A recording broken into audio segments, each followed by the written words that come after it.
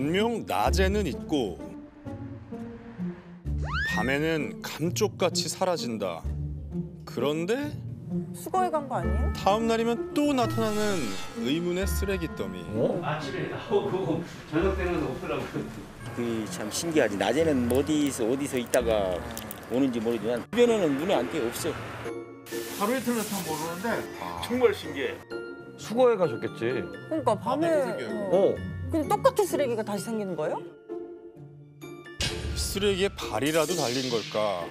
매일 나타났다 사라졌다 반복한다는데 저 공사장 같은데 공사 폐기물 아닌가? 스스로 살아 움직이는 기현상일까? 아니면 그저 누군가의 소행일까? 수상하고 또 수상합니다. 이 기묘한 이야기가 펼쳐진 무대는 길 한복판인데요. 바로 이 길 위에 누구에게나 보이지만 누구도 들여다볼 수 없는 비밀 하나가 있죠. 완전 번화가인데요? 3년 넘은 걸로 알고 있거든요. 갑자기 나타난 거지. 꼭 저 자리야. 불과 3년 전엔 아무것도 없었던 인도였거든요. 아, 로드뷰. 그런데 어느 날부터 의문의 쓰레기 더미가 자리를 잡고 점령했다는 거죠. 그래서 찾아가 보니 진짜 있습니다. 왠지 모를 존재감마저 돋보이는 정체불명의 쓰레기 더미. 대체 뭘까 싶은 그때. 아니, 지금 뭐예요? 뭐야? 움직여. 누가 있어 안에? 뭐야? 쓰레기 더미가 움직인 거 맞죠? 중간선도 깜짝 놀래. 그냥 어떤 아가씨들은 그냥 쓰레기인지 사람인지 그냥 꿈도 꾸서 사람인 줄 알고. 그리고 그때 한 번씩 놀래요. 깜짝. 여기면 그게 아무것도 없는 줄 알았다. 사람이 들어있을 거라서 상상을 안 하잖아요. 사람이 들어있다고? 저분이요 네. 소리를 많이 질러요. 그러니까 근처도 못 가요. 못 말리는 거야, 못 말려. 소리를 지르면 어금니 다 도망가. 끌어서 웃어. 심지어 고성방가까지 한다는데요. 무슨 일이야? 이 믿을 수 없는 이야기를 직접 확인해 봐야겠습니다. 계세요? 계세요?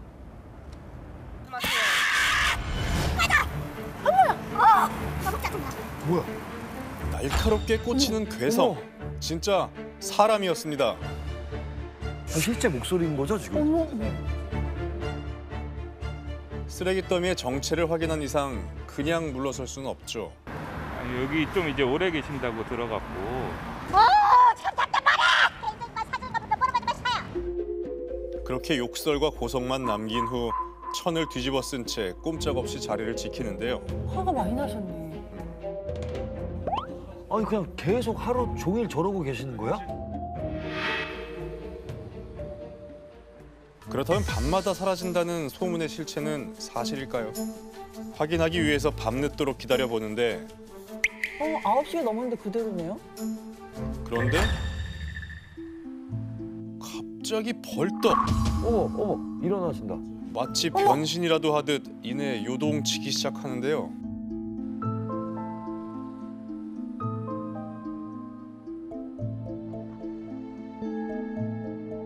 잠시 후 막이 열리고 그 실체가 드러나는 순간 저건 사람이야, 사람이야. 얼마나 몸을 웅크리고 있었던 건지 그대로 한참을 서서 몸을 펴는데요. 비닐로 둘둘 감싼 발은 아마도 추위를 막기 위한 것이었겠죠. 얼마나 추워. 이내 자신의 흔적을 지우듯이 모든 짐을 싸서 자리를 뜨는데요. 이유가 뭘까? 도로를 가로질러 무단횡단을 하고 위험하게 차도를 거닐면서 그녀가 향한 곳은 바로 공용 화장실. 밤마다 이 많은 짐을 끌고 대체 어디로 가려는 걸까요? 어머님, 여기서 뭐 하세요?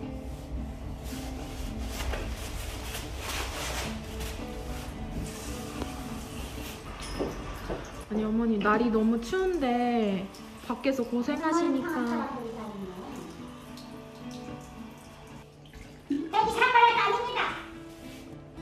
날카로운 대답만 남긴 채 갈증을 해결하고 길거리를 배회하던 그녀. 어머, 어떡해.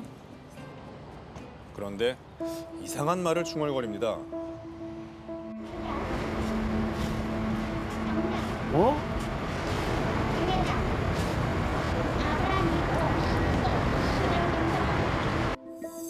그리고 무언가 짐가방에 채워 넣었는데요.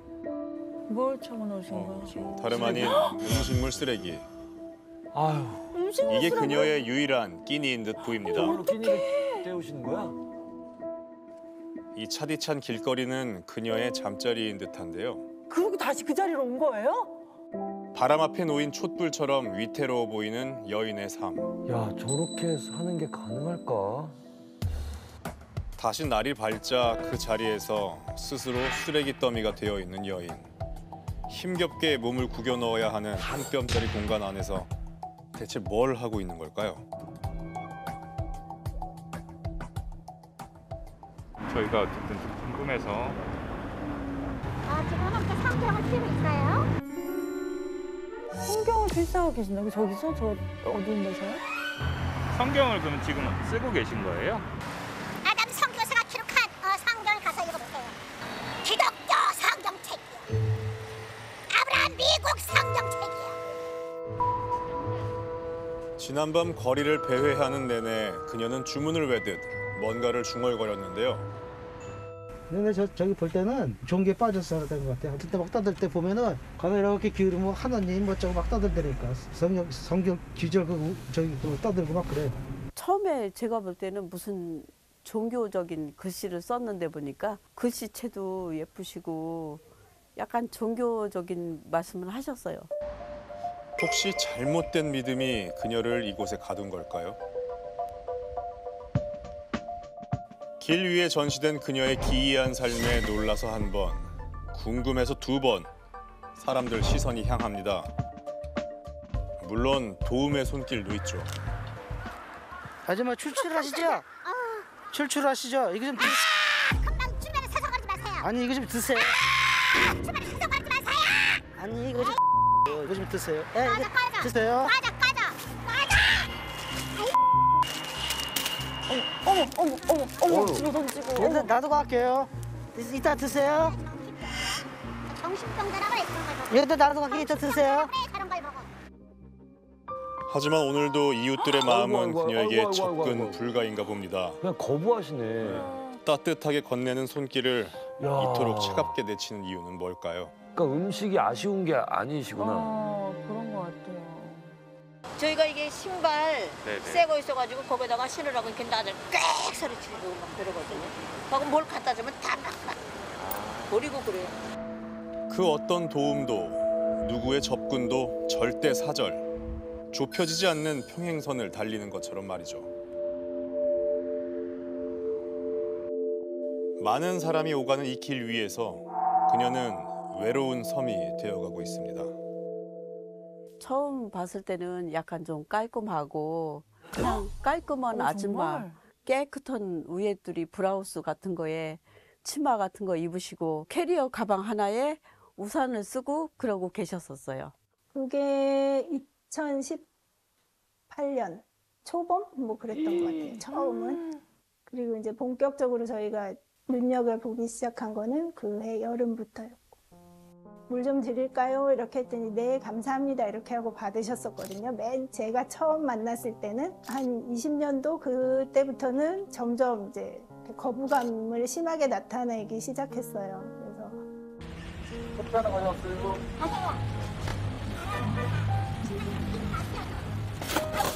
아이고, 어떡해. 회장님. 안 풀죠? 중간에 끼지 말고 기다릴 때부터 보세요. 그래요. 아, 그래도 이웃분들이 굉장히 배려심이 많으시다. 걱정도 많이 해주시고. 언제부턴가 소통을 거부하기 시작했고 결국 자신만의 세계로 숨어든 그녀와 기나긴 숨바꼭질을 하고 있습니다. 대체 무슨 사연일까? 지금 이분 같은 경우는 저희가 2, 3년 지금 봐왔을 때 뭐 정신적인 상태도 그렇고 이제 신체적인 것도 점점 상태가 안 좋아지고 있거든요. 저희는 이제 진짜 식사 챙겨드리는 그 정도만 뭐 할 수 있지 이제 안전 문제도 있고 그런 게 걱정되는 부분이죠. 그녀가 거리의 삶을 택한 지도 벌써 4년째. 그 사이 눈에 띄게 위태로워졌는데요. 그녀의 상황을 좀 더 정확하게 진단하기 위해 정신과 전문의가 현장을 찾았습니다. 의사 선생님이 가능할까요, 접근이? 안녕하세요. 내 주변에 좀 서성거리지 마세요. 여기. 아이고, 주변에 좀 서성거리지 말라고요 좀. 좀 멀리 떨어져 있을게요. 네, 저는 의사인데요. 혹시 어디 편찮으신 데는 없으세요? 식사는 좀 하세요. 아이고, 주변에 서성거리지 마세요 좀. 날씨가 추워서 많이 걱정이 되시더라고요. 좀처럼 열리지 않을 것 같은 작은 세상. 그 안에서 무슨 일이 벌어지고 있는 걸까? 지금은 성경을 이제 해석을 하는 중이고요. 아, 그러세요? 계속해서 내가 말을 하지만 네. 성경을 다 해석을 하면은 온 세상 사람들이 다 공평하게 알 수 있도록 보여주고 있거든요. 임무를 부여받으신 그런 이유나 계기가 있으실까요? 그런 거 하나 다 있으니까 지금 이렇게 하지요. 저도 기독교라서. 네네. 그런 것만 기다리고 있거든요. 현재 그녀는 어떤 상태일까요? 일단 이제 종교적인 그런 망상 같은 것들이 있으실 수가 있다는 생각이 들고요. 이런 환청이나 망상이나 이런 증상들이 있을 경우에는 우리가 이제 제일 먼저 조현병을 이제 생각을 하실 수가 있는데, 보통 이제 조현병이 있을 때 이런 증상들이 심해지게 되면 자기관리 능력, 판단력, 현실 검증력 이런 것들이 전반적으로 저하가 되게 되거든요. 본인이 자기를 방어하거나 보호할 수 있는 수단이 전혀 없이 그냥 이제 무방비 상태로 이제 계시기 때문에 사람들이 그렇게 오실 때마다 되게 무섭고 아마 불안하실 거예요. 그래서 그거에 대한 대처로 이분도 이제 강하게 공격적으로 욕설을 한다든지 소리를 치신다든지 이래서 자기를 보호하시는 거죠. 그래서 저런 자루를 뒤집어 쓰고 계신가 보다. 쓰레기처럼. 안 고슴도치가 털 세우듯이.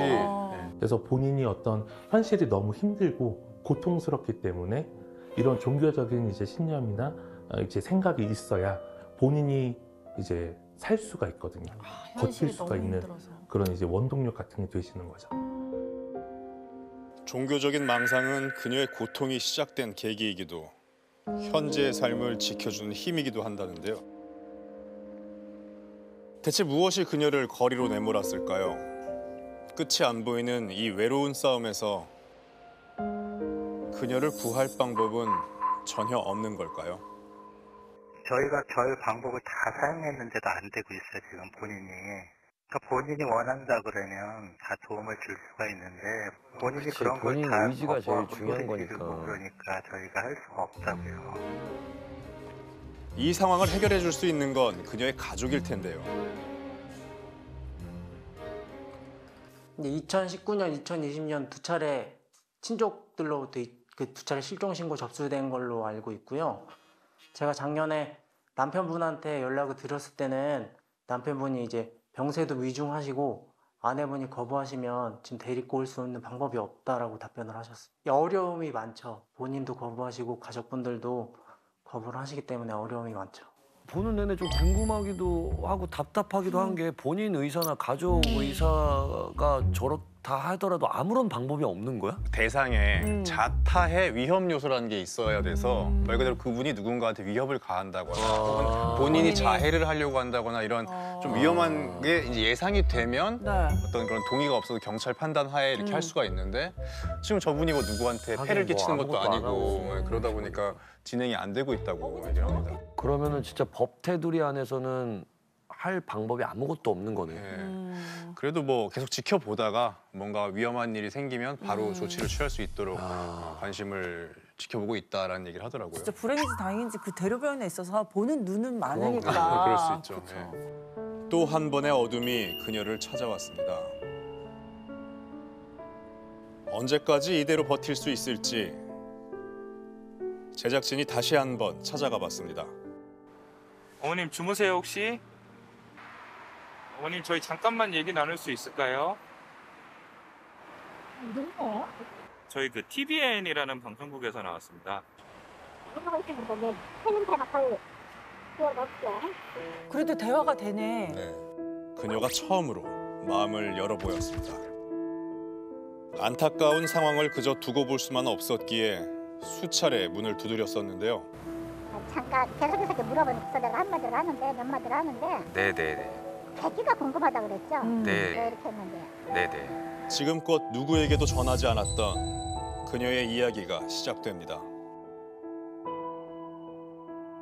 오고초를 한 거예요, 오고초를. 말씀을 해주시네. 나한테 굉장히 고통스러운 일이 있었어요. 내가 이제 결혼을 했는데 결혼 생활이 평탄하지가 않았어요. 그래서 경제적으로 굉장히 어려워서 나도 어린애를 데리고 석반이질 해가며 근근히 살고 있었는데 내가 어렸을 때 너무 못 먹였어요. 내가 그 애를 낳자마자 내 남편은 아프고 또 나도 못 먹고 그 애도 못 먹고 둘 다 그냥 아주 둘 다 그냥 아주 코랑 터졌죠 그냥. 그러니까 어떻게 난 할 수 없이 이 약한 몸으로 계속 어린애를 데리고 석반이를 하다가 나도 막 병이 난 거죠 그냥. 그래서 계속 신경 안 죽여 먹고 있는 상황이었어요 그때.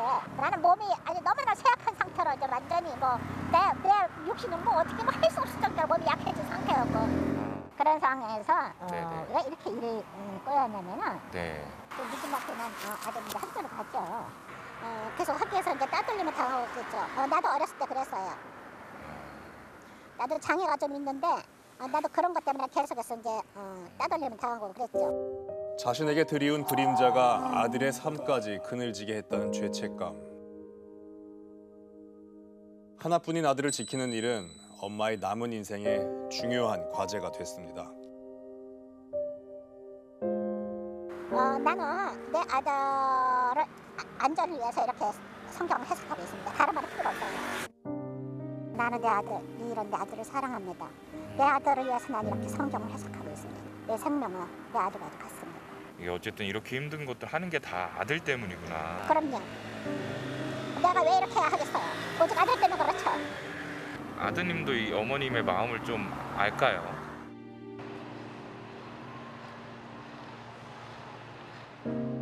끝내 말을 잇지 못하는 그녀.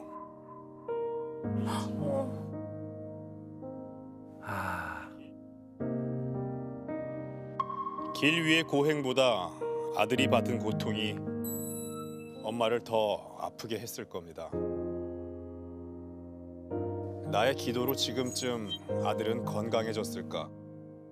이 지독한 생이별을 끝내고 아들을 다시 한번 안아볼 수 있는 평범한 그날은 올 수 있을까? 아들에게 세상을 되찾아주고자 엄만 세상 밖으로 기꺼이 밀려났습니다.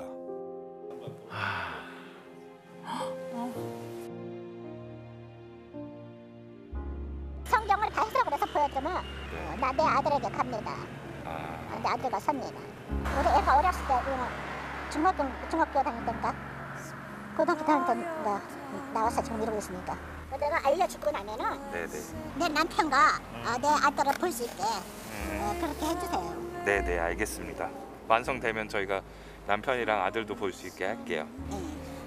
어머님도 어서 빨리 좀 아드님 만나시길 좀 바라고. 아들을 위해서 이 고행을 시작했듯 아들을 위해서 이 고통도 끝내길 바랍니다. 신이 모든 곳에 있을 수 없어서 엄마를 만들었다고 하죠.